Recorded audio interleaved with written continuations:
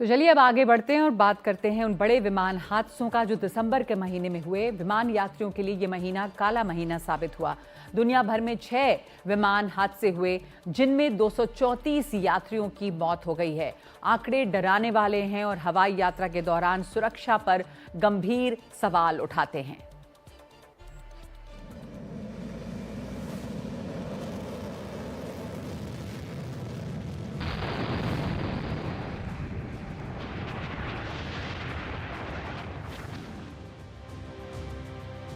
दक्षिण कोरिया में Muan, Kazakhstan में अक्ताऊ, ब्राजील में ग्रामाडो, पापुआ न्यू गिनी, अर्जेंटीना में ब्यूनस आयर्स और अमेरिका में होनोलुलु।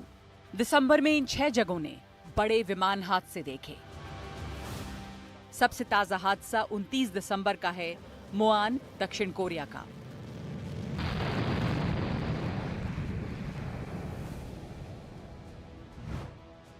जब विमान रनवे से आगे निकल गया, लैंडिंग गियर फेल होने से हुए हादसे में 179 यात्रियों की मौत हुई। इससे पहले 25 दिसंबर को कजाकिस्तान के अक्ताऊ में अजरबैजान एयरलाइंस का एक विमान गिर गया। शुरू में कहा गया कि इमरजेंसी लैंडिंग करते वक्त ये क्रैश हुआ, लेकिन बाद में पता चला कि विमान रूसी हमले की चपेट में आया। इस हादसे में 38 लोगों की मौत हो गई और 28 लोग बच भी गए।